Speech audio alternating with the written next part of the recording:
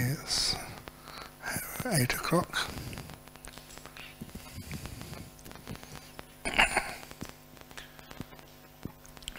Very good.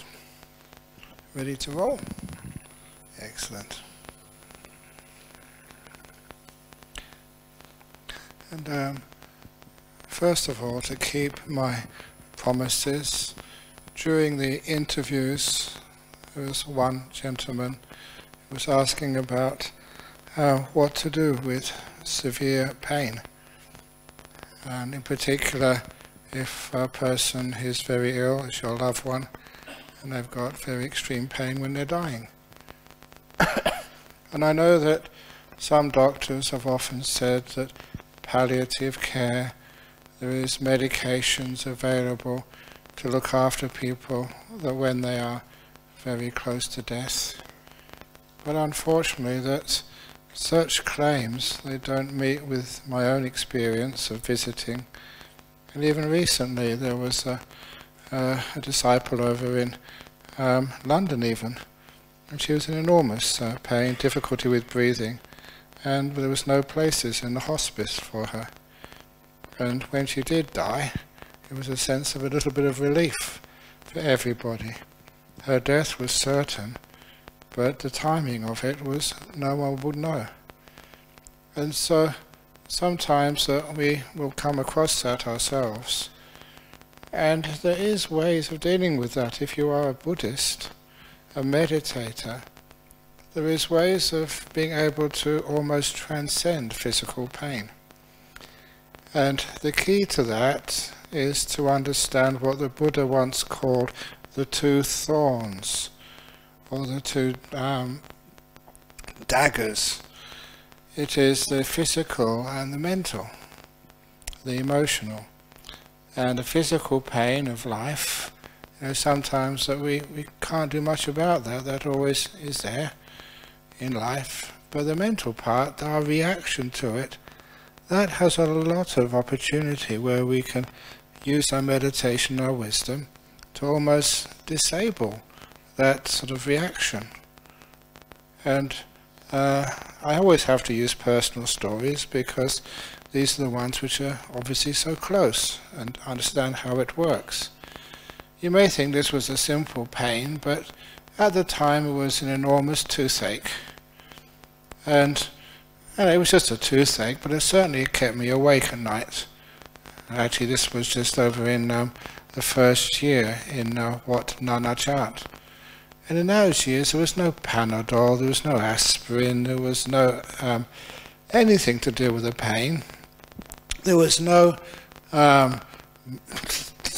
sort of ambulance to call, or no telephone even to do the calling. You were there by yourself, alone, middle of the night, just dealing with pain which got more and more and more. I don't know why. Always seemed the pain gets worse at night time and during holiday periods when no one is working. But it's certainly that, I was a pretty tough monk, but there's no way that I could endure that pain or beat it down. I tried meditating, but you meditate and then just the pain was too much. You couldn't sort of avoid it. And so whenever you have great pain, you can't find a comfortable position, so you're always moving around and restless. I tried to do some walking meditation. It must be about 11, 12 o'clock at night. And walking meditation, I couldn't do any walking because I was doing running meditation. It's just a natural reaction to pain that you can't do anything still. And then I was only 1 year as a monk. I didn't believe in all this chanting, but you tried it anyway because you were desperate for anything. And that's when I had to stop the chanting because, again, when you are desperate, I was shouting the chanting at the top of my voice. It was really hurting, and I was afraid I'd wake everybody up. So, there are some times in your life, what Ajahn Brahm used to say, describe it as, you can't go forward, you can't go back, and you can't stand still. Basically, all of your ways of dealing with situations, you've tried them and they don't work. And so then what do? So I didn't know myself, what the heck can I do? I can't stand this any longer. It may think it's just a toothache, but it's an incredibly painful one. And it was so strong that there's no way I could find a way out of it. But then he'd always heard from people like an Ajahn Brahm and other great teachers from all sorts of tradition, just telling you, let go. And I said those two words, I don't know how many times on this retreat so far. Let go. So I decided to let go. And of course, because you were really suffering, you did let go. And as soon as I let go, it was one of those unforgettable experiences of a meditator's life.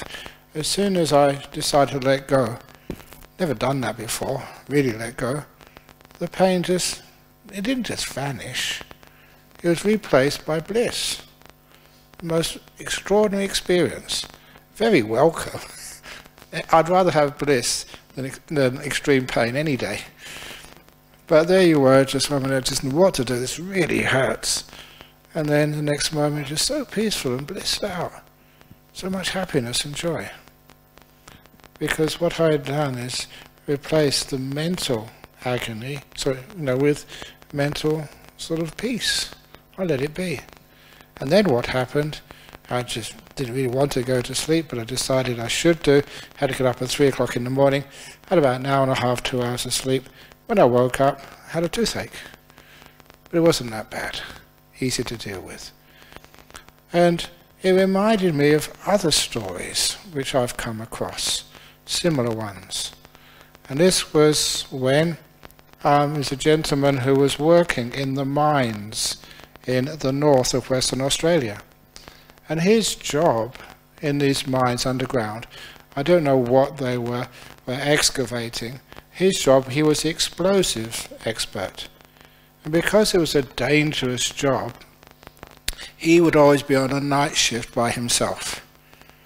So, once they'd quarried, it was only sort of a small operation. Once they'd quarried just the ore, then he would go down when everyone else had finished, drill the holes in the face of the bottom of the tunnel, put the explosives in, set them, just get out and blow the charge. So in the morning, the rock was fractured, and the other guys would go in the morning to excavate some more. That was his job. And he said that night he did have a premonition that something was going to go wrong. Sometimes we have a feeling, But anyway, he went down the bottom of the shaft. And by the time he got to the bottom of the shaft, it wasn't explosives were the problem.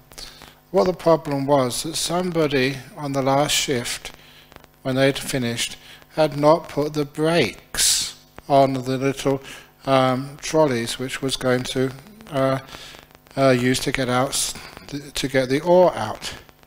And he started hearing this truck on the rails coming towards him. A big, heavy iron truck. Well, you don't call it a truck. What do you call it? Trolley, yeah. Anyway, so he and the other workers had done such a good job. There was no place to hide, no place to escape from this truck. He knew it was going to come, and picking up speed, it was going to hit him. And he said the only thing he could do was at the last moment, to jump. Even so, the trolley hit his legs and severed both legs off. And he was there in extreme pain, obviously, with his legs cut off, having to wait until the morning, until the first shift came on. And I don't know how he managed to survive, but he did. But what happened down there in the bottom of that tunnel was he had no pain. And he had a lot of peace and bliss. And what these days we would call like a spiritual experience. And so that once they found him, they took him to the hospital, starting the recovery. And when the fellow who was responsible, who actually left the brakes off, one of his friends, tried to come in the hospital to say sorry, what this man did in bed, just with bandages all over him, he said, "It's all right, no, don't worry about it, thank you." And that the person who left the brakes off couldn't understand that and just ran away, and they never saw him again. But it was strange. The pain was so much that he had to let it go. And he did let it go. And it was really peaceful. The idea of pain is just a very, very strange phenomena. Even to the point that we can use things like hypnosis. And the experiment which I remember from hypnosis, which you saw with your own eyes, and so it was challenging. But later on, understanding the power of the mind, the nature of the human mind, it was a simple experiment where they put a 4-inch metal nail, iron nail, in the end of a piece of wood. And they hypnotized this gentleman to believe that that nail was heated to red-hot temperature. And then they touched the nail on this person's skin. He screamed in agony, as you would if you had heated a piece of iron in the stove and just touched it on someone. I could always understand the fact that you would think that it was very painful and scream. But what surprised me and surprised everybody was to see a burn mark, a blister come up on that part of the skin. There was no scientific reason, unless you understand the nature of the mind, why his hand was burned, or his arm, was burnt, when that needle was just at room temperature. A baby could pick it up and just handle it because it was at room temperature. But because he was convinced it was burning, he screamed, and his mind constructed a burn, one you could see. There was a trauma on his skin and flesh. And I often thought that sometimes the way we look at life, if we don't include the nature of the mind, we miss so much, whether it's dealing with pain, or whether it's, let's keep coming back to injuries and cancers. If you can create a burn just with your mind because you believe, from hypnosis that it's going to burn you, maybe you can reduce a tumor. The mind does have an influence on the body. Fascinating area. There's no reason why people shouldn't start investigating that. And especially with dealing with pain. When you feel it yourself, maybe not as much pain as some people have. So if you've got a toothache and it's really driving you crazy, 1 minute it's there and next minute it's gone, and replaced by peace, it does show you what this mind can do sometimes. And if you can experience anything like that, then what will happen, it gives you another possibility, especially at the end of your life, which sometimes is painful, what you may be able to do to cope, with pain. Not really coping with it, it just goes.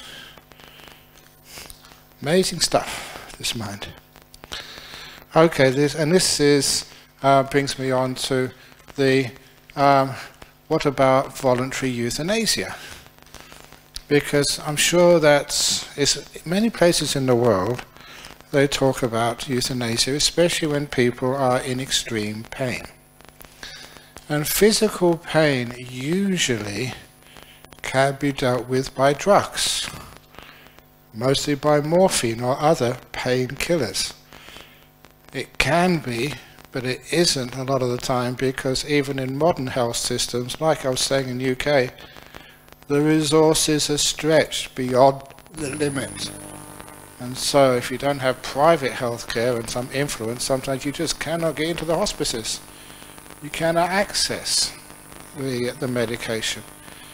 So let alone sort of in places which are even more difficult to actually gain access to first-class medication. But even so, not just physical pain, but I should actually keep on this. If you are a Buddhist and you are in extreme pain, and you know that you are, going to die soon, that there's hardly any possibility that you can recover, it is quite fine. Please take the morphine or other painkillers. Sometimes if you take that morphine, you're in a very dull state, in a cloud. You're drugged to the eyeballs, you can't feel the pain, but your mindfulness is almost zero. And so many people tell me, said, Ajahn Brahm, but if I take that morphine, I will not be aware in my last moments. So how will I know my reincarnation, my rebirth? And that really worries me. But fortunately, there is a phenomena which I knew about a long time ago when I first read some short stories by Chekhov, this one, the Russian, who described a person who was in extreme pain for many, many, many days, driving the household, mad, but they couldn't help their loved one.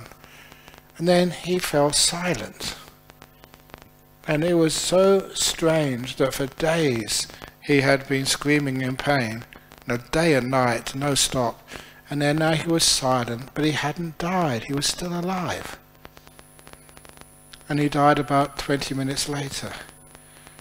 It was a phenomena which, I'll say a few other little stories. For example, there was a doctor about a year ago. He said, he heard me talk about this before, and one of his patients in one of the hospitals in Perth, he was going to die, but when the death process starts, the doctors can actually see it happening. It's a whole process, and once it gets to that stage, I forget what the stages are, but once you start seeing it, the doctors know, half an hour, 20 minutes, you're going. And so the death process started for this man much earlier than the doctor had anticipated. So he was called to the bedside by the nurses, saw what was going on. The death was irreversible by this time. So he opened up the drawer, the bedside drawer, to get his patient's address book so he could call the close relations as soon as possible. Get to the hospital now, your father's dying, maybe only half an hour left.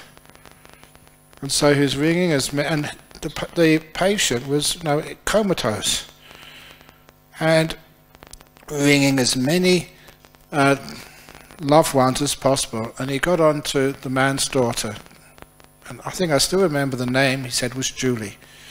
And he called her by the bedside phone, the landline, Julie, you better come to the hospital now, your father's dying. At which point, the doctor's surprised, and it's why he told me, the man opened his eyes, turned to the doctor and said, tell my daughter Julie how much I love her. And then he closed his eyes and died. It's a phenomena which has got a name now. It's called terminal lucidity, which means a few minutes, sometimes longer, sometimes shorter, before you actually die, you are very clear. You may have been in a coma, you may have been out of it, you may have even been Alzheimer's, dementia, not recognizing anybody. And your loved ones are by your side, and they turn to, Ajahn Brahm, have you been? Haven't seen you for a while. I've been visiting for days and days, but now they are clear. The phenomena, in my opinion, is where the brain, which is blocking just all recognition and memories, the brain is switched off, and your mind is now taking over, and your mind has the memory. It doesn't feel the pain. So even if you do have lots of pain beforehand, which is suppressed with the morphine, at the very last, you are clear, aware, pain-free. Which is one of the reasons I lingered on this point, because if you have really, really lots of pain, you're getting close to death, please don't tell the doctors your relation. No morphine, I'm a Buddhist, I've got to be aware at the last moment. Take the morphine, you still will be aware at the last moment. It's an amazing phenomena because the brain always a problem. The brain has stopped and now your mind is clear. But it can only last for a few minutes and then it's clear. So, but when it comes to voluntary euthanasia, there are some pains which, sometimes, when I went to see my mother once in the dementia ward in England, she was quite happy, at peace, because she'd always had a positive attitude in her life. But she didn't know who I was. I thought, not many monks go into the dementia ward, so I thought she could recognize me, but she did not. But nevertheless, I sat next to a couple of other women there, and they were terrified. 24/7. Because they had such short memory that every moment they were waking up into a new world which they didn't know who was who, where they were, not even who they were. So, have you ever, maybe here, you've gone to a new place, you've woken up in the morning, where am I? It's not your bed, it's not your house, it may not even be your country, but you wake up and it's a bit disconcerting. But if you do that every day, every couple of seconds, it's terror. And that's what I saw in these two elderly women in this dementia ward. They were continually terrified, not knowing where they were, who they were, what they're supposed to be doing, and no reference points at all in their life. And you could see the pain and terror in their face, and that was what morphine could never take away. It's an emotional problem, difficult, and it's not possible to teach them meditation at that point, way too late. So because of that, those two occasions was really testing you, the compassion against euthanasia. To keep the person alive would be torturing them for I don't know how many years. To terminate their life would be freeing them, but we're not allowed to kill anybody as Buddhists. And I still hold by that. It shouldn't be somebody else's decision to terminate somebody else's life. That is called euthanasia. It's called putting them out, not out of their misery, it's putting them out of your misery by watching them suffer so much. However, there is another phenomenon called voluntary euthanasia. And please always make that distinction, voluntary euthanasia and euthanasia. Euthanasia is when somebody else makes the decision for you and basically kills you. Voluntary euthanasia is where you take full control of your dying process. Usually, what happens is, you have to have many psychological tests, first of all, to make sure you're not depressed. You're making a coherent, cogent decision. Many times you're asked if you want to proceed with this, that your illness is terminal. You're not really killing yourself, you're hastening the death process. And all the time, you make sure there's no coercion, because your children want to get the inheritance. There's so many reasons why people actually would abuse that system. But in many countries, like Switzerland, now also Holland, and now also Victoria in Australia, that they are fine-tuning to make sure it's not abused, and people now have the choice. Very restricted. Only if your illness is really terminal, really painful, and there's no way that you can mitigate the pain, then it's an option for people. It's your choice. And as a Buddhist monk, I support that legislation, because you are the owner of your karma, heir to your karma. I am not. It's not right for me to tell you what karma to do. You make those choices. And of course, many Buddhists have taken that option. Is it right? Is it wrong? that is up to you to make that decision. As somebody said to me, there are two main precepts: not doing anything which harms another person, nor harms oneself. What is harm? So, because of that, how did the Buddha die? Did the Buddha commit suicide? Straight away I said, well, the Buddha can't commit suicide. What is suicide anyway? Suicide is deciding to end your own life. Number one, 3 months before the Parinibbana, the Buddha at the Chapala shrine outside Vesali had the choice: carry on or decide to give up the life force. And he decided to give it up and told Ananda, I'm going to die in 3 months' time. It was a decision he made. Making a decision to die, is that suicide? The reason I ask that question at the end of the day is because sometimes we assume things and we don't go deeper into these questions. Apparently his last meal was the pork curry, and he knew what was going on.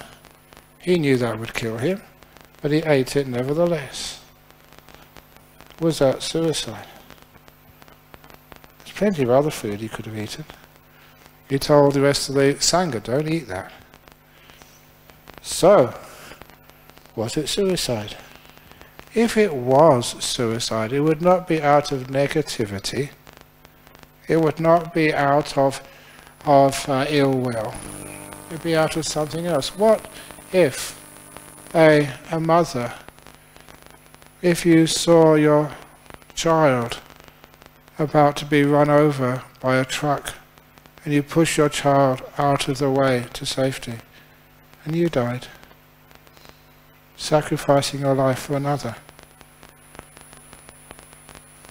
Willful killing yourself, but for a good purpose. What is that? Of course, there is no right or wrong answer here. I'm not going to act like judge and jury, but these questions are very current, especially with voluntary euthanasia. So this is one thing you should look at, and certainly as far as your precepts are concerned, Parnatipata refers. I had this discussion with Venerable Dirasekara. He used to be a Pali scholar teaching university for many years, and then he spent his last 23 years as a monk. We had some great conversations, and he always was. I used to tell others. He said, Ajahn Brahm, he's the one who actually explained to me the meaning of atipata does not include killing oneself. So he said suicide is not actually mentioned under Parnatipata. Fascinating.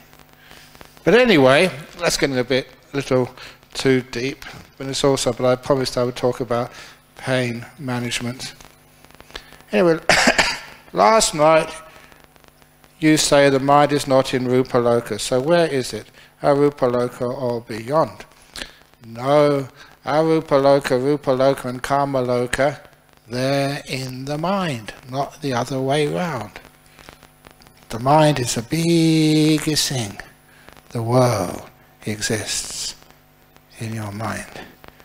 It's a different way of looking at things, which opens up so many other powerful and positive consequences. Sometimes people think that life and death is the most important thing. And stuff is the most important thing.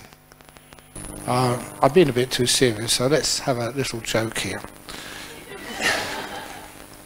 We're material, attached material, but material is not really important.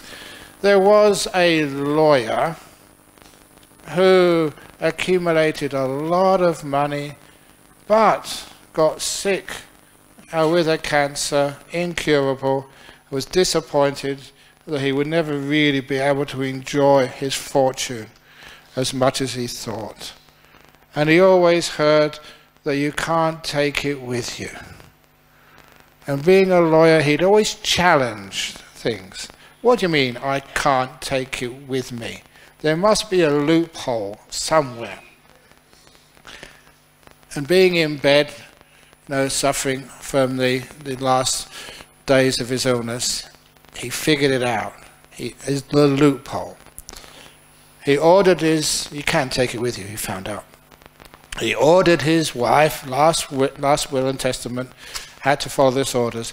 Go to my bank with 2 big suitcases and draw as much money out as you can, there's plenty in there, and fill my suitcase up with cash, high denomination.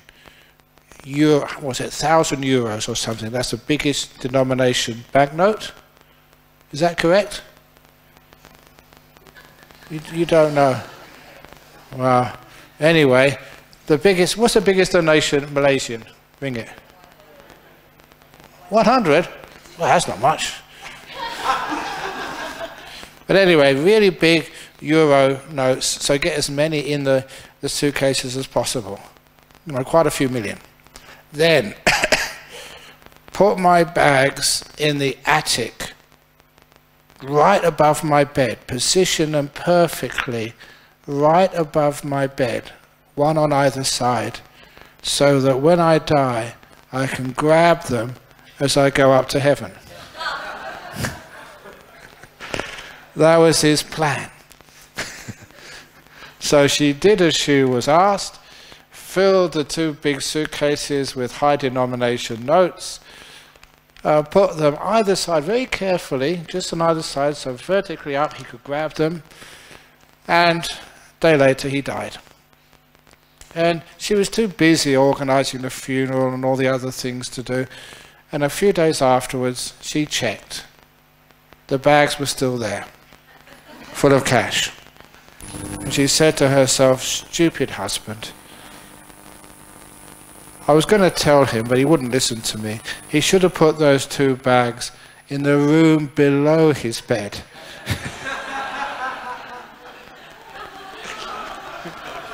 I knew which way he was going. Anyway, is the goal, ultimate goal, to just have the knowing mind and no more jitta? The jitta is the knowing mind. If there is a mind, there has to be objects of mind, and those objects of mind always have to be changing. If there's awareness, you cannot control awareness. It'll be happy, it'll be sad, it'll be pleasant, unpleasant. That's the nature of awareness. So, ultimate goals, the whole idea of a goal, something to aim for, will keep you going round and round and round samsara from life to life. What happens is after a while, one just lets go. And as one lets go, because the will gets stilled, sabba sankhara samatha, all will samatha, calmed. When there's no more will, then you turn off. Just like if you don't click the mouse on your iPhone or your computer screen, then the computer turns off. It is gone, baby, gone. And people sometimes don't understand that, which you won't, unless you have some deep meditation and experience what your will truly is and how it's a pain. And even what consciousness is. We always want to be somewhere. So we want to, all that hard work, getting enlightened, we can't enjoy it afterwards. That sucks. But if there's awareness, there is suffering. If there's consciousness, there is disappointment. So you just disappear and vanish. You're gone. Where do you go? That was the Agiwachagota Sutta. I've adapted it just to make it a little bit, but it's the same point. If you have a candle flame The candle flame depends upon three things to keep going. The wick, the heat, and the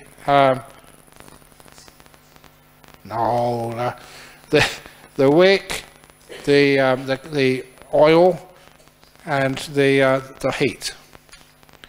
Those three come together and you get the flame. And if one of those disappears, you take away the wax in the candle, it gets burnt out. The wick is burnt out. Or the heat gets removed by someone blowing on it. Then the flame vanishes. It goes out. In the sutta, where does the flame go? If it's been a very good flame, or is well behaved, does it go to a place where flames can live happily ever after, they can flicker merrily, enjoying one another? If it's been a bad flame, does it go to the hell to burn and punish people and make even more bad? That's stupid, isn't it? The flame doesn't go anywhere, it just goes out. It's just three causes coming together, and that's what a flame was. And the Buddha said, you are like that flame. Elton John was right. A candle in the wind.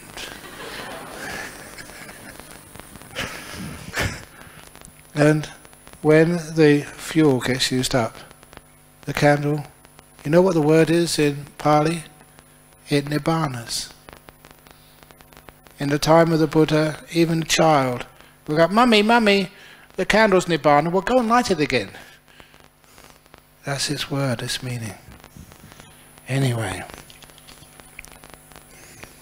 you can't even call it a goal. It's just what happens.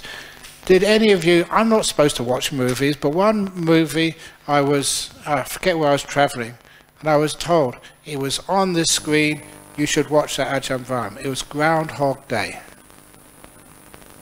And so that had some meaning to it. You know, the ending was disgusting. Thinking when you fall in love, then everything is fine again. But anyway, you know the story. The fellow kept living the same day over and over and over and over again. Okay, so the same life over and over again. You improve it, get better, like heaven. Everything you want, you can get. He got so depressed afterwards. Doesn't matter what he could do, how he could do it. He had complete control, could be rich, do anything. But he tried to kill himself so many times. He just got reborn again into the same morning, until he just was driving him insane. You've been there, done that in samsara, in heaven realms, in everywhere. So that was why they said this is a great metaphor. Only the ending, when he fell in love, then he broke that cycle. Falling in love does not let you leave samsara. I'm sorry to say. Anyway, and that is so clearly said by the Buddha. Sometimes people say, that can't be true, that can't be true. It is true. Dear Ajahn, during initial couple of minutes of meditation, if my awareness is good, my whole upper body will be very warm, though it won't last long. Is there any explanation for this phenomena? This is the very beginning of the meditation. If you park your car, turn off the engine, and walk out of your car, you will find your engine is still warm. The reason is that you are going from an active state. When you're walking, even thinking, you're consuming energy. And then you sit down, become reasonably still. Your metabolism is burning too much energy because you don't need it to meditate, which is why your body feels warm. It's just burning off the extra energy. Until after a couple of minutes, then it calms down. You go to normal temperature. Same phenomena as parking your car. If the warmth comes up later on in the meditation, you park your car for quite a while and then it starts getting warm, now that is some healing coming up.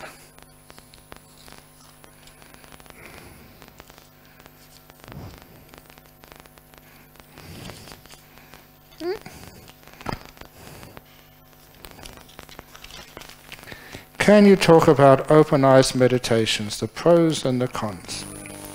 If you're by yourself, in a sort of a simple room, then maybe keeping your eyes open is not so bad, because you don't get distracted by people coming and going. And the idea of closing your eyes is just so that you can cut off one of the senses pretty easily. If you close your eyes, I noticed first of all, because I've been doing this a long time, I see the inside of my eyelids, but only for a couple of seconds. And because nothing is moving, it's not important, the brain turns off the sense of sight. Your brain is very efficient. If there's a sound in the background, now I can hear it. After a few seconds you won't be able to hear that anymore, because it's background sound. The feeling of again saliva in your throat, now you can feel it because I pointed it out. It'll be the same feeling, but because it doesn't change, the brain will turn it off. This is what happens when you use any of the senses. If it's still, you're not moving your body, and there's no real sharp pangs of pain which come and go, you lose awareness of your body. The fifth sense disappears. That's why stillness is important, for you to let go of that awareness of your body in a reasonably peaceful place with not too much noise. If it's in next to a street, as long as it's ambient sound, it can be very loud as long as it doesn't come up and go down, come up and go down. That is what your brain and your mind notices. Change. A constant sound, you won't notice it. A constant feeling in the body, you won't notice it. Taste, you won't notice it. It's only changes you notice. So that's why it's useful to actually close your eyes, because it easily turns the sense off, sight. It would be wonderful if I had ear lids, so that when I wanted to be quiet, I could just close my earlids and then I wouldn't be able to hear anything. I did hear of this gentleman that, I think it was in a story, somebody mentioned it to me, that he was always half deaf in one ear. And he went to the doctor, and apparently there was a pea, a dry pea was stuck down in his ear. So the doctor, very simple, tiny operation, local anaesthetic, and took the pea out and gave it to him as a memento. He took the pea back to the same doctor a week later. Can you please put it back in again? Now I have to listen to my wife. That's what he said. And the same can be the other way around, having to listen to your husband. So, so sometimes when sound is still, it's wonderful to be able to, you can't hear anything. So much peace, so much joy. And I mentioned yesterday, the physical body is just so irritating. I mean, I could have been sitting a bit long, so my legs are a bit stiff, a bit achy. But whatever happens, it's always going to have an ache somewhere. But when your body turns off, and you can't smell, you can't taste, you can't hear, you can't see, then all that energy goes into your mind. Have a wonderful time. That's why eventually we'll have to close our eyes. If people are really sleepy, then maybe you can open your eyes. It's a bit brighter, keeps you a bit of awake, but you get very distracted. Dear Ajahn, corporate retreat, could you please share with us what are some of the common questions asked by retreatants organised by corporates, and how did you answer them? Any leadership insight to share with us? Oh, leadership. It's much better to be a follower than to be a leader. The insight which I get, if you're a leader, it's like you're in a convoy of cars or trucks, and the front truck has to take all of the bugs on its windscreen. The one following behind doesn't get the bugs on the windscreen. And number two, can tailgate. You don't use so much energy because you're actually following in the slipstream of others. So if you're a leader, that you're dumb. What do you want to be a leader for? I shouldn't really say that. But I'm as dumb as that. A lot of the time we do this just out of kindness and compassion. But if it's not because of kindness and compassion, if you think if you're the leader, the president, that you are going to sort of have a wonderful life, of course you don't. That you are the one who sacrifices a lot, because the buck stops there. All the complaints, you have to get those as a leader. So that's why sometimes a leader should be able to organize things so that it doesn't have to do so much work.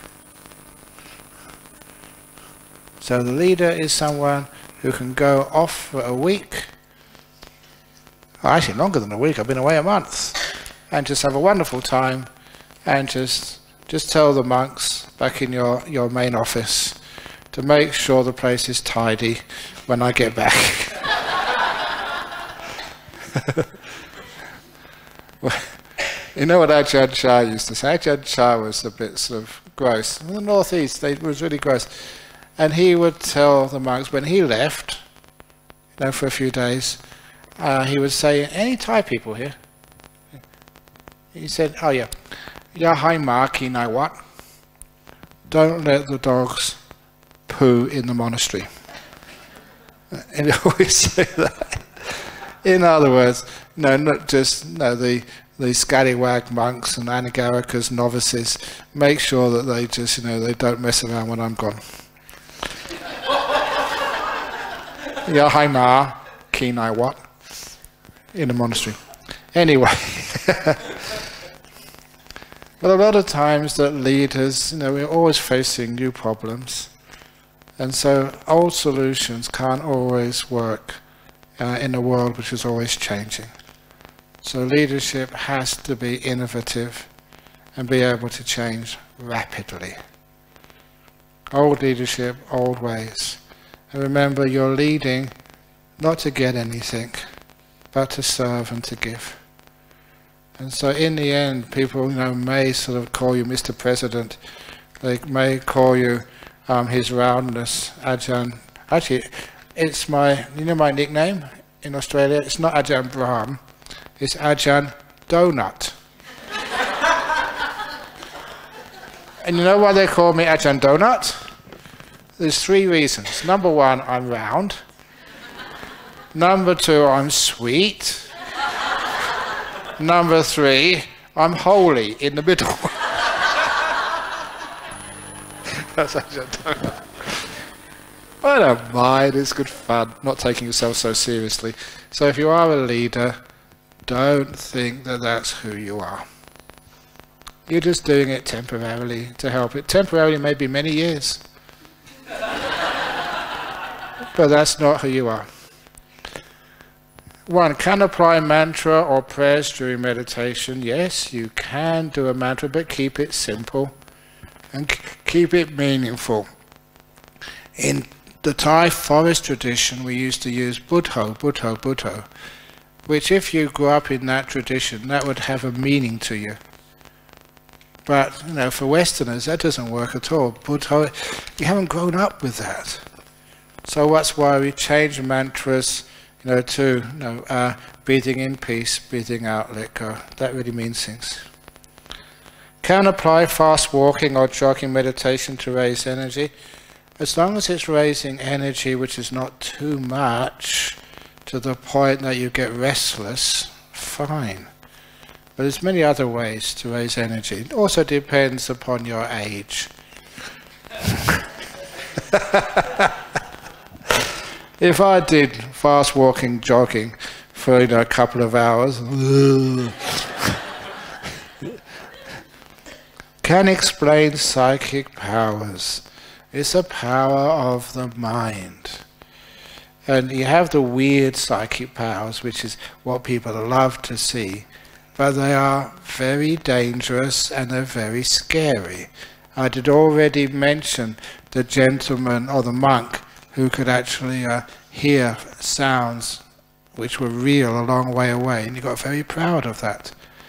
There was another monk who I got to know. I can tell you who he is now because he passed away. And that was, what was his name again? Sudama, the Indonesian monk. And, you know, he was really very powerful meditation. And he was a fellow, he was staying in Wat Buwan in Bangkok. And one of my friends, she was a Mom Luang. That was like a princess, a granddaughter of one of the kings of Thailand. But the king was exiled to England, so she grew up in with that exiled king as one of his granddaughters. So, being in England, she also went to English school, and she went to Chelsea Art College. So she was a bit of a rebel, but she was still sort of a princess. And when she met the Western monks, that's when her faith in Buddhism started to increase, because she was culturally more English than she was Thai, even though she was supposed to be a princess. So she went, I shouldn't say that. She went to the meditation classes in Wat Buwan once a week, where this monk, Sudama, was teaching meditation. And she told me personally that one day she was so freaked out she never went there again.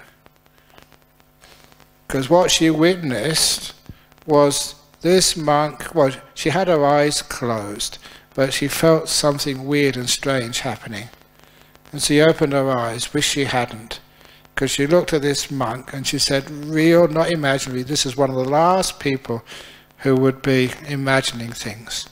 She saw rays of light coming out of this monk's eyes into another meditator. A monk with laser eyes. Not sort of Disney or Steven Spielberg, but real. That's probably the most juicy psychic power you can probably see. Reading minds, yeah, maybe you get it right, maybe you don't. But actually, psychic powers like that was really powerful. And her result of that, she never wanted to go back again. The power of it was just too freaky. As would happen to you, even when you see nimittas in your own mind, it's scary. Imagine you see something like that. Ooh, people run a mile. So you say, oh, I want to see a psychic power. Yes. You run one of those ones. Ooh, no, thank you. It also challenges your worldviews. But those are psychic powers. That's why we keep them quiet. If they do occur, we usually don't tell people. If you have any psychic powers, just keep it to yourself. If you could, I remember this little play I saw on BBC TV when I was a student. Before I even thought of psychic powers, and it was a person who predicted the winners of horse racing. He predicted one or two, and he just boasted, yeah, I'm really good at predicting the winners of horse racing. And a mafia gang kidnapped him and said, tell us who's going to win the next horse race. He said, look, I was only joking, I made it up, it was just luck. We don't believe you. And they started torturing him and eventually killing him. They thought he could tell, but he wouldn't tell. And so, if you could do such things, what would happen to you? You get sort of probably kidnapped. How to use meditation to keep young.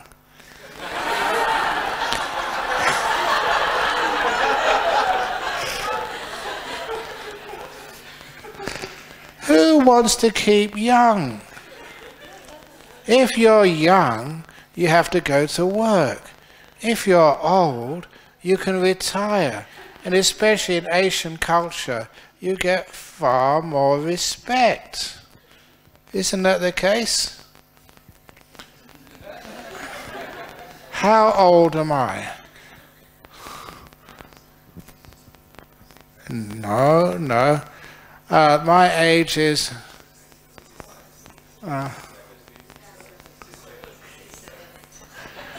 it is 808. Actually, it's a very good. 2 8s in it. Yeah. Yeah. 808 is my age. Months, yeah. Why do you have to always call it in years? That's only a convention.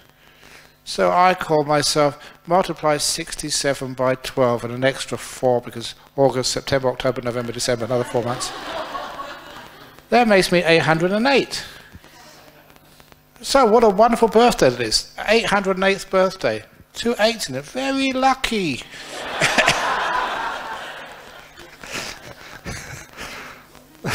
So why do people want to be young? What we really want to be fit. Actually, we want to be happy. Young, old, doesn't really matter. As long as we can be happy, at peace. And that's, if you ask me how to be happy and at peace with your body and mind, join this retreat. That's how it works.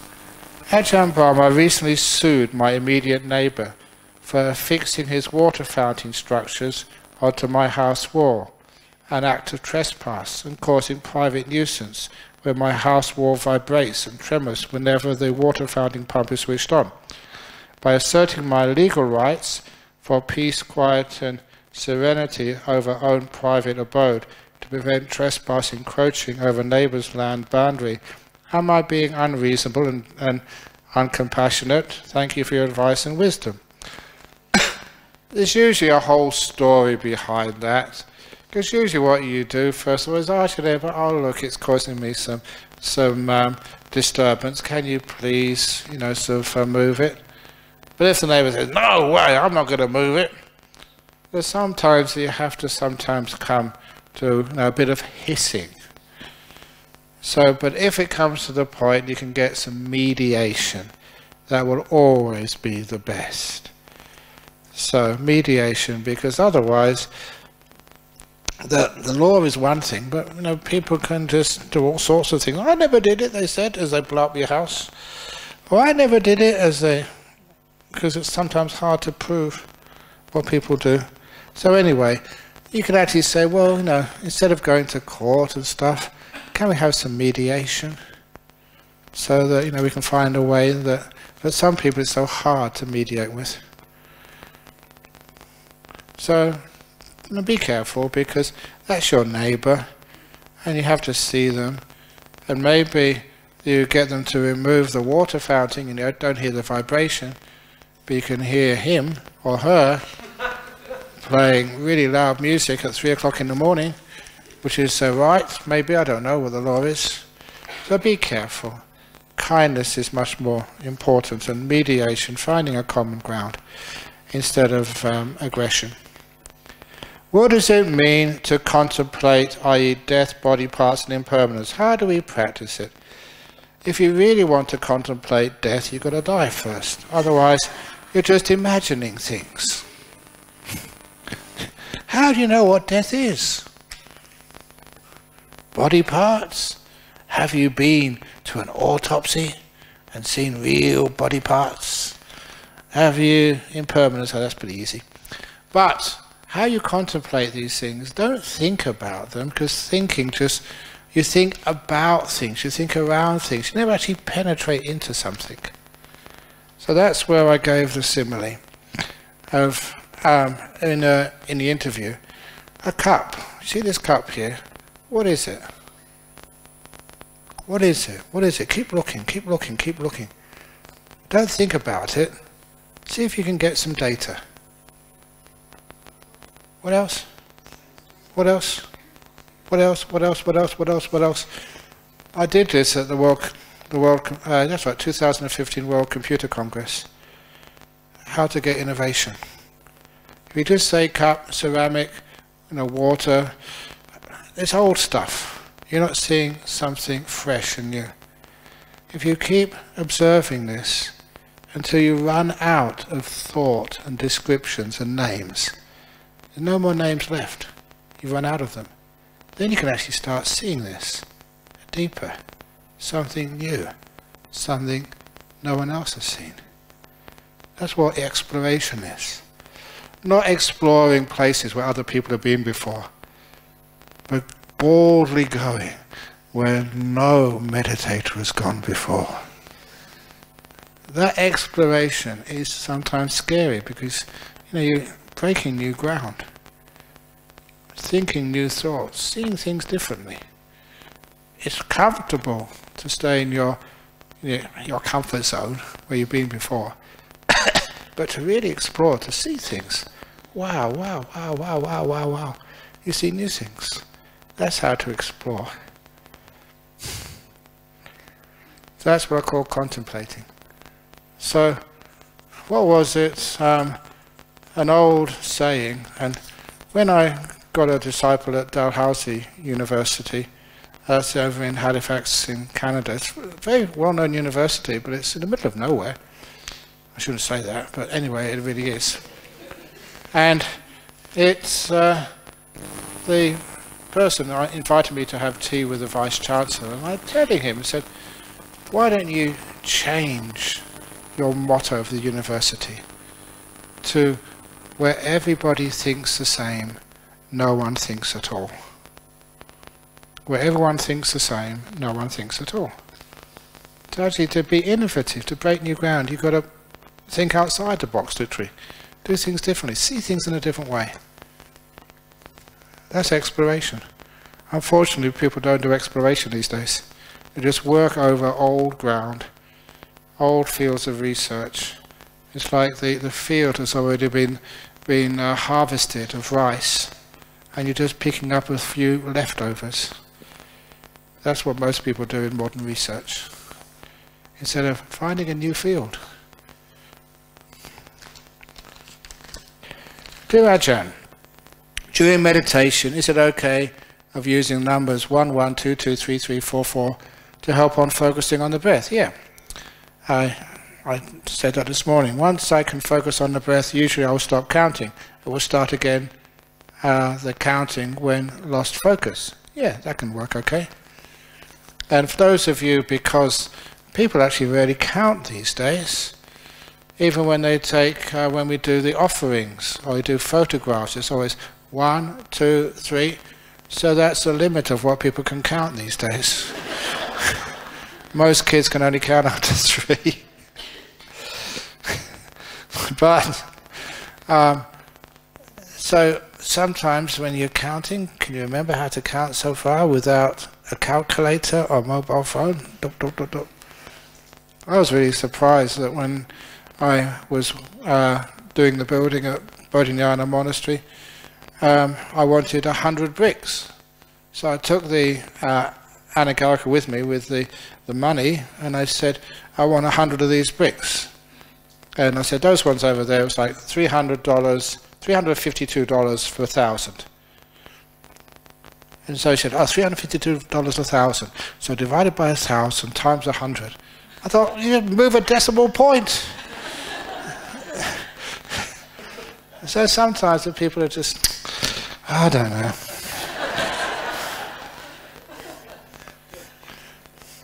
Are you good at arithmetic?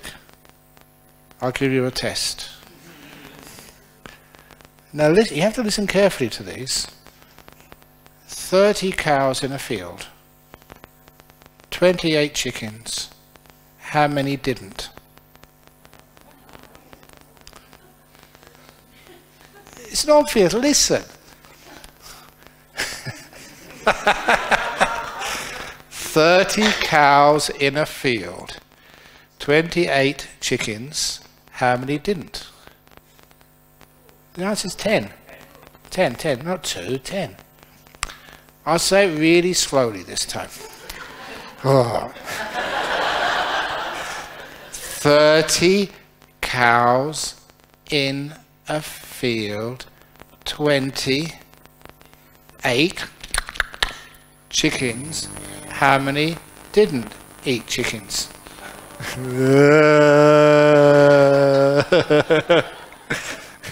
It's a trick. I've never seen a cow eat a chicken, but that's beside the point. It's just a little bit deceiving. You know the easier one, I'm sure you've heard this one. Much easier one. What is it? 26 sheep in a field. 10 died. How many survived? No. Oh, come on. The answer's 10 again. 26 sheep in a field. 10 died. How many survived?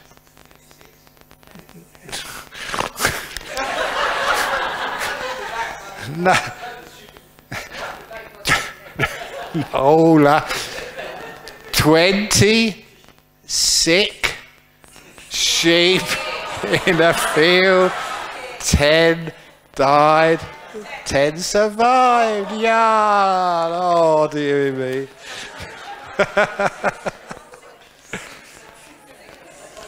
So I introduced those little because sometimes we get very serious on death and nibbana.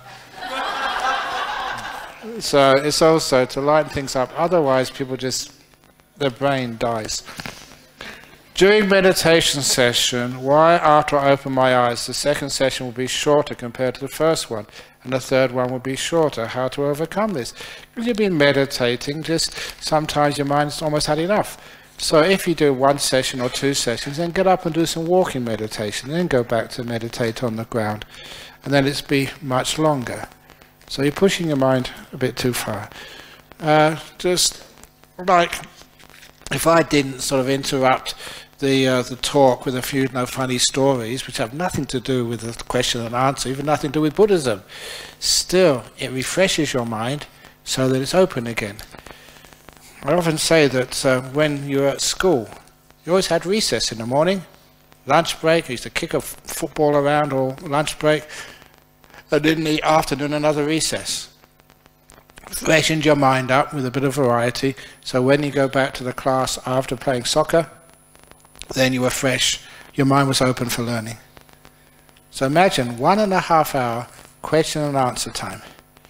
If I didn't give you a bit of recess with funny stories, I'd be wasting my time. You wouldn't be able to remember the things which have been taught. Thank you, Ajahn Brahm, for your wonderful stories. However, I still struggle to let go of my past hurt towards my parents. How can I be compassionate towards myself to let go of it? I'm not sure if this is hindering my meditation. You can't let go of it in the sense of obliterating it so you don't remember it. What you do is you understand and forgive that hurt. Why your parents did that, who knows? They probably thought they were doing the best for you, trying their very best for you, but for some reason it didn't work. So don't judge too harshly. Is the line in the opening page of Opening the Door of Your Heart, the book I wrote, that there was it,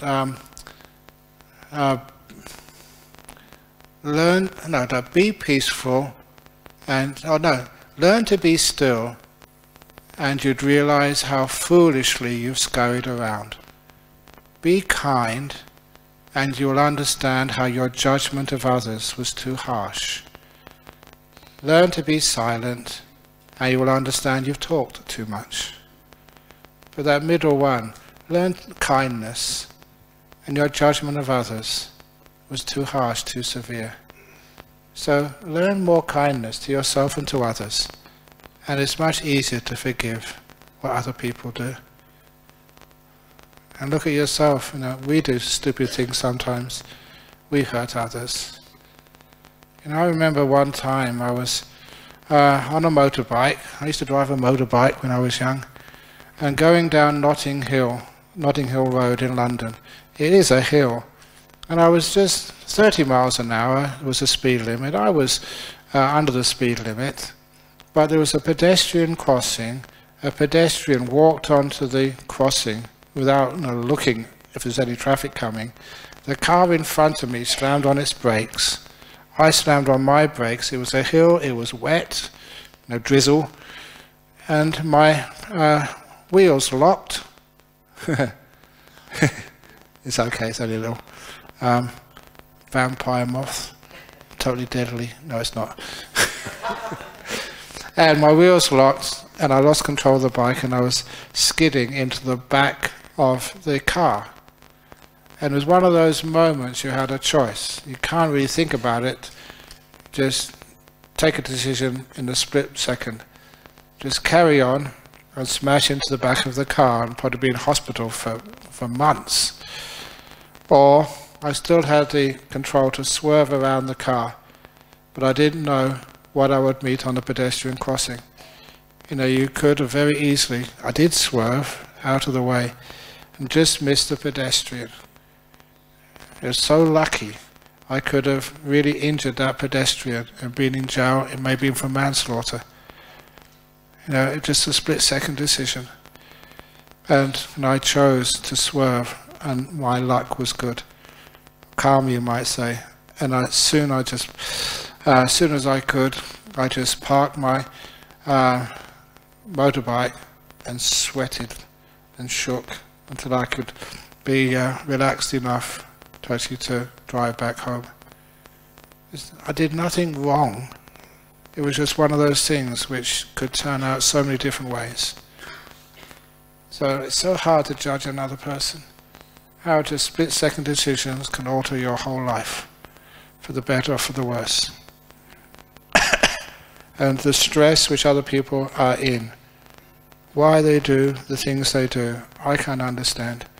Conditioning, fear, whatever it is. So be far more forgiving. Don't judge people so severely. And you do that through practicing kindness. Really lots of kindness.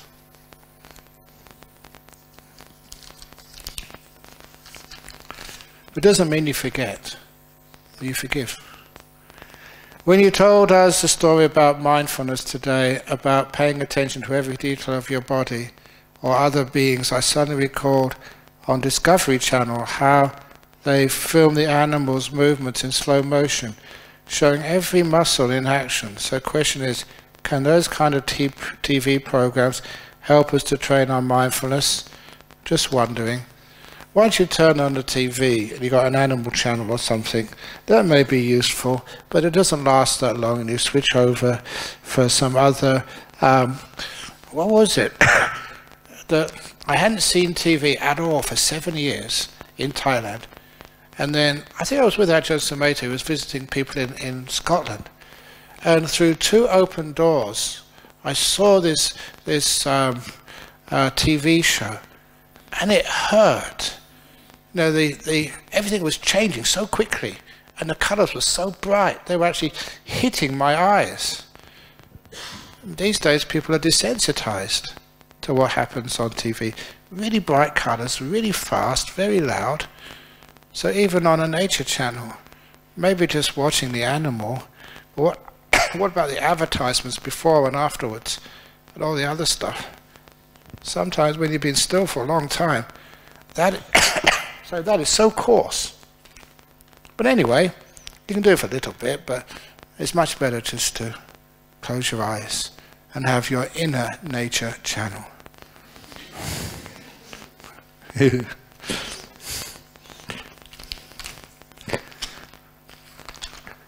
On 2 separate occasions, I felt something growing bigger and bigger, and I became smaller and smaller, till like a tiny ant sucked in that big block of log or elephant foot.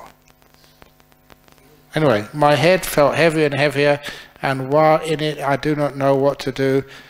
One time, I opened my eyes to get out from the weight in my head, and on the other occasion, I tried to get out from that big block thing, but I couldn't. Please tell me what this means, or what should I do? It's just in meditation, your perception gets free. You can do all sorts of weird things. Sometimes you think you're rising up into the air. You're not. You're still on the ground. Sometimes you're going into the earth. Sometimes you feel like you're really expanding and getting bigger and bigger, really blowing up. That happened to me once. I was meditating and the body was expanding and expanding and expanding. That's how it felt. And then someone disturbed me. And I came out of meditation and I got stuck like this.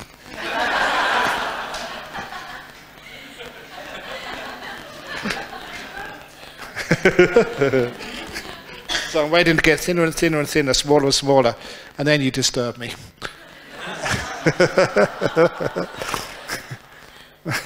But anyhow, no, it's your perception.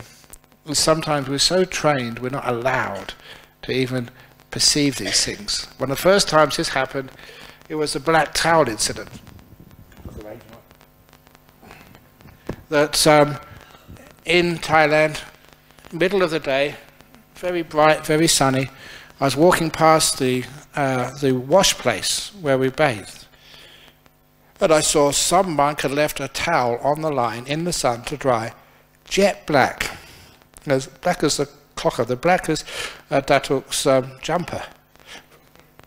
It wasn't dirty, it was actually black, that was his colour. And I've never ever seen a towel black in any shop. You know, blue towels, you know, purple towels, yellow towels, but they don't sell jet black towels. So I paused and I stared at that for about 3 or 4 minutes. This is weird. And then while I was staring at it, middle of the day, very alert, then the towel changed back to white. Just flipped. So this is really weird. And then I realized that this is common in meditation. When your mind gets so powerful, your perception can actually do different things. You can see a white towel as black. Don't feel that it's something which is strange at all. What's happening is, you know, the visual signals are going into your brain, and then it's interpreted by the mind, and the mind can actually twist it all around. And it does that because it can. It's just teaching you that sometimes our perceptions are manipulated.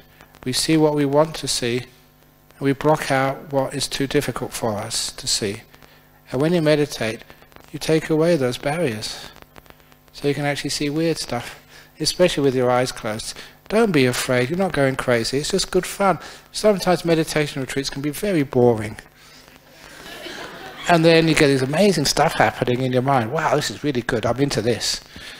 It doesn't last that long, and it's only mind-made, so it's not going to last, it's not real. But it's fascinating, just what your mind can actually do, what perception can do when it's not so under control. So that's all that was. But it's good, it means, you know, you're having some powerful meditations. If someone is mentally tired, what do you recommend that person to do? Is either rest first of all, and if that doesn't work, it's actually just to be still. I'm getting old, and sometimes I do too much, but I also know just how to give myself a boost of energy when I need to. And that is just be really still. Because when you really are still, the energy comes up into your mind. You really wake up. It's like a big boost of energy. So I have used that on a few occasions. One time I remember the Buddhist fellowship, when we were doing some concert at Victoria Theatre, was it? Or, sorry? Concert, yeah, or something anyway. And sort of to fulfill all my commitments, giving the Friday night talk in Perth, you know, till about 10, 11 o'clock, getting up about 3 or 4 in the morning to go to the airport to get on the flight to Singapore. As soon as in Singapore, the matinee performance. Whisked from the airport to wherever it was, and it was, I think it was called Open the Door of Your Heart or something, and I had to do a cameo performance. And so after that was done, all the other Buddhist fellowship crew, they all went off to eat. And I couldn't eat in the afternoon, so but I was exhausted. So I said, well, no, is there any quiet place somewhere? Sorry? Jubilee Hall. Okay, you were there at the time. But anyway, I went to there and I said, no, I don't want any cheese or chocolate, anything, just leave me alone. And I found a nice hidey hole, and I just sat there and meditated. And I knew that you had to, get your act together. So I really made myself really peaceful. Really tired at first. And then just feel the energies coming up. And the energies coming up. And oh yeah. And so just afterwards you're just full of beans. So you can just really perform. Because so many people have come there, looking for you and expecting you to do your stuff. So that's what you can do to give yourself a boost of energy. It's wonderful to be able to do that. So that's what happens when you're mentally exhausted. I'm not going to finish all these this evening, so just see what happens. I noticed that when you describe the benefits, joy, wonderful states of meditation in order to motivate us, there are craving which arises, often hard to detect.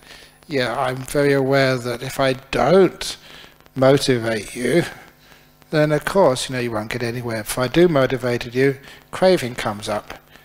So the answer is, if you ever do have a deep state of meditation, don't try and recreate that experience. Find out what caused it. Recreate the causes, not the results. And the causes are letting go, being peaceful. Those cravings tend to generate sittings which are more suffering until I detect them. Yeah, but you have to find that out. Then there might be aversion to the cravings, which again makes the sitting suffering until I notice the aversion. Aversion is just another type of craving. So I should be mindful of my mind, attitude, instead of placing importance to the experiences. Yes! So goals just tend to frustrate you. Find the cause. Being content and easily satisfied, not proud or demanding in nature. That's why I love chanting that every morning. It's like brainwashing you. This is what should be done. May you be content and easily satisfied, not proud and demanding in nature. And then it works. You okay? Release the what? The moth. Okay. Where is it? In the computer? Okay. You can release it afterwards or whatever. Dear Ajahn, Buddha said everything is impermanent. Is that sentence impermanent too? Of course it is. So are you. So is that piece of paper. I'm finished with it.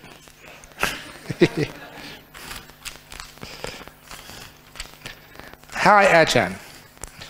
How do we practice awareness and loving kindness in our daily life? Isn't this your daily life? Right now? You're alive? It's today? This qualifies as daily life. So look, don't go off into the future when you leave this retreat. So enjoy it while you can. In daily life, see what happens. For example, when we get really angry at someone, what exactly should I do? Just put a mirror up in front of you. See what you look like. Ah, there's a monster there. That's you. When you get angry, you look terrified. So if you put a mirror in front of yourself when you get really upset and you see, ooh, you will frighten yourself. That's how other people see you. It's okay to look at your face in the mirror when you're putting up makeup and you're doing your hair and you're going out for the night. You look really nice and wonderful. But look at yourself when you get angry. Ooh. It's called like yucca. Really fearsome. And if you get angry like that too much, that's you get stuck like that. Angry one. What's angry bird? That's you. And so the next reincarnation, you'll be the angry bird. Get stuck. I watch my for example, when we get really angry, what exactly should I do? Just look yourself in the mirror quickly. Should I watch my body sensations like my heart rate, my breathing, or tense sensations on my body? If you can do that, the anger is stopped already. Because the anger, you've got to finish with that person, first of all. Just, you mean and nasty Buddhist, putting that moth in there. Who do you think you are? That moth should be free.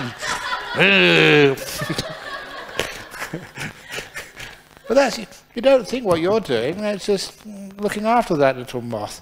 If he was flying around, he'd be distracted. He wouldn't be able to listen to these amazing Dhamma teachings.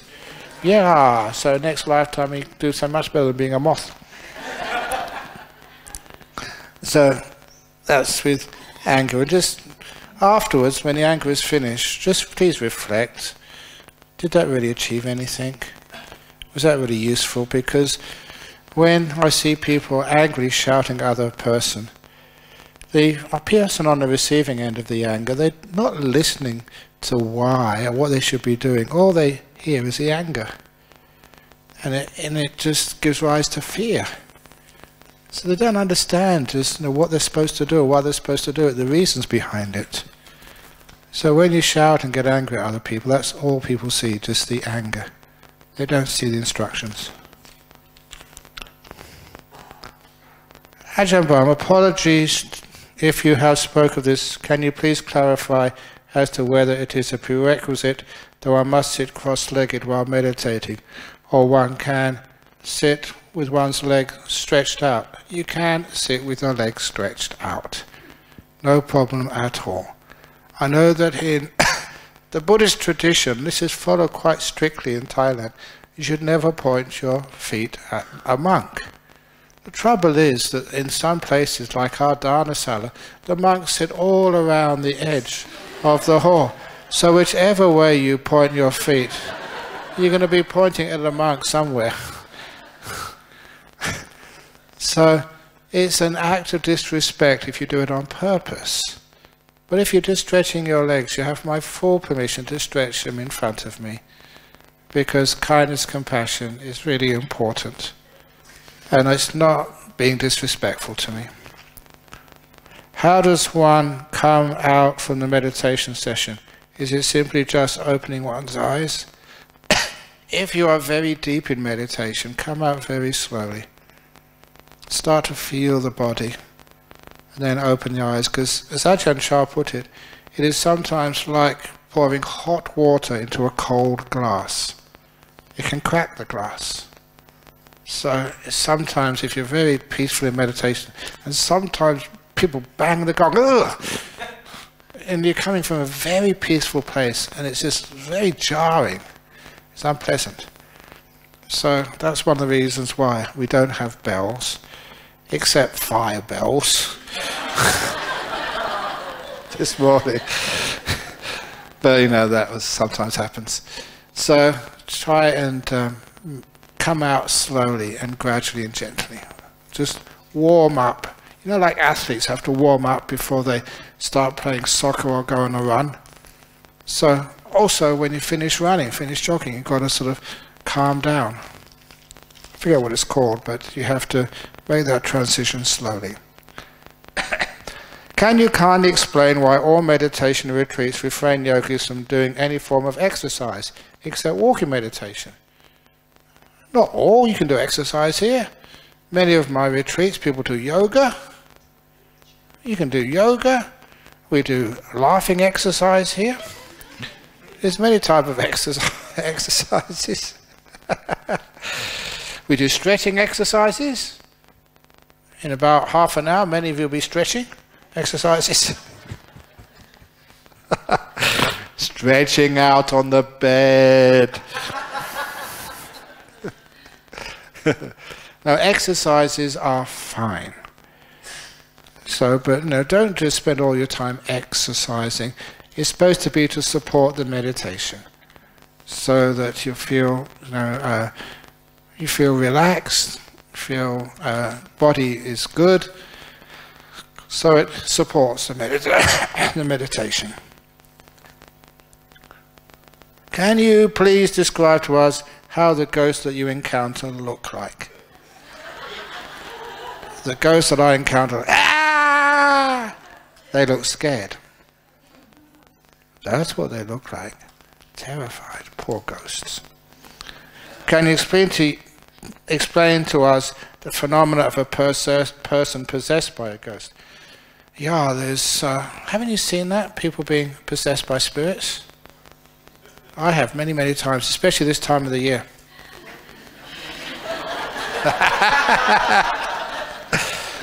Oh, I thought it was just a short strange, right? And they can't walk in a straight line. And if they drive a car, the ghost can kill them. Many people die because they're possessed by spirits at this time of the year. That's why whiskey, gin, vodka, it's all called spirits. They're the dangerous ones. To actually real possession by a spirit is extremely rare. But possessed by alcohol is very common. And that is dangerous. That's what you should be scared of. That does kill people. But, you know, the real ghosts and spirits are very, very rare. Is it because we did not suffer enough or enjoy suffering, therefore we are still ignorantly stubborn and not enlightened yet? You don't have to suffer so much to become enlightened. Sometimes, though, that one just is wise and can contemplate and don't just believe what other people say. Figure it out. That's with alcohol. You know, all my friends took alcohol, so I started taking beer. And it came to a point, and it's quite shameful. This is supposed to be one of the best universities in the world. They're supposed to be intelligent. But once a year, because there were scholarships all away from me, they had the Scholars' Dinner at Cambridge. And I don't know how many, this was really high class dinner. Only for the scholars, the top 10% in the college. With all these sitting next to lecturers and professors and Nobel laureates, all getting hopelessly drunk. And I don't remember the last hour or two. I won't go into full detail. I found my way back to my room. How, I don't know. And I woke up with a pile of vomit on my pillow. You could die that way very easily, choking on your own vomit. And that was disgusting. And I felt so ashamed of myself. And for the whole day I felt terrible with the hangover. And all my friends, oh, what a wonderful night it was last night. Oh, what a great time we had. And I said, really? Because all of that stuff we drank was high quality. The food, 9-course meal. This is not Chinese restaurant, this is English food. Served by people in butler costumes. And drinking in, the hall was built by Sir Christopher Wren. Having the final toast, this big goblet, which was filled with sherry or something. Now, not just rubbish sherry, this was really expensive. Saved up in the cellars of the college. You had to drink the whole lot and say a toast in Latin afterwards. The goblet was silver with so many jewels, like an heirloom, worth millions probably. And we all got drunk. And I thought, this is ridiculous. This is took it to such an extreme. That was the last time I ever drank any alcohol. I thought, this is ridiculous. Why did I let myself be convinced this was a good time? What intelligent people should do. I rebelled, and that was it. No more alcohol for me. So this is sometimes what happens. We don't challenge enough. We don't think for ourselves. We're just like sheep, or rather like lemmings, following the lemming in front over the cliff to our death. Challenge. Okay, one last question, and then we'll finish for the night. Is there anything in the sutras explicitly about not hurting trees and preserving the environment? Thank you for your great teachings. They really are make me happy. It's one of the Jataka tales. Ajahn Sujata found this out for me. There was a person shipwrecked and managed to find it to the shore of this uninhabited island. He thought it was uninhabited, but there were heavenly beings on the island who said, you can stay here, but make sure you don't abuse the land here. dig a hole so that's where you can do your toilets, but don't just wee everywhere on this island. And if you eat, make sure after you eat you tidy up after yourselves, and then you can have a very peaceful life here. So this sailor was very happy there, and he was always what we call today environmentally very careful. Never wasted things, put all the things in the right place afterwards. And then there was another shipwreck, and a whole lot of sailors found that island. And so the sailor who'd been there before told them the rules of the island. There's no beings on this island. They're very happy for you to stay here as long as you keep it clean. And of course they didn't. They started noticing that from some of the fruit you can leave it and brew it and make alcohol.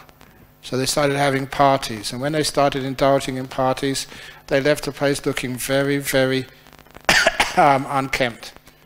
And at that point, the Devas said to this man, start building a boat. So the first sailor started building a boat. And they thought, what are you doing that for? He said, I can't tell you. And 1 week later, a tsunami hit the island, washed it clean, killed all those sailors, except for that one who was in his boat and managed to survive.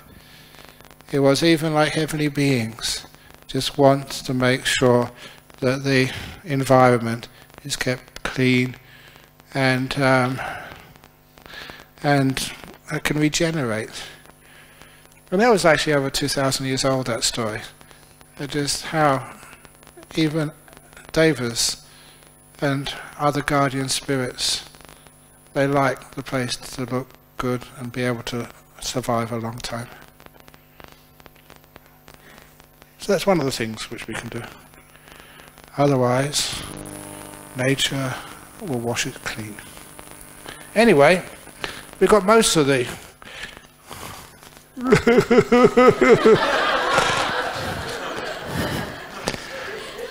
so, because there's so many left, I did quite a few of them over here. Can we maybe ask for no new questions tomorrow? Is that okay? And then we can try and do these ones for tomorrow. Is that okay? If you have a question you really want to ask, and I've got one in there, take that one out first of all, so you can replace it. Got to find it first of all. It's probably impossible. Maybe we shouldn't do that. Just no questions tomorrow, so I can answer some of these. Okay, so sharing of merits first of all. Idam me nyatinag hotu sukhita hontu yatayo. Idam me nyatinag hotu sukhita hontu yatayo. Idam me nyatinag hotu sukhita hontu yatayo. Sadhu, sadhu, sadhu.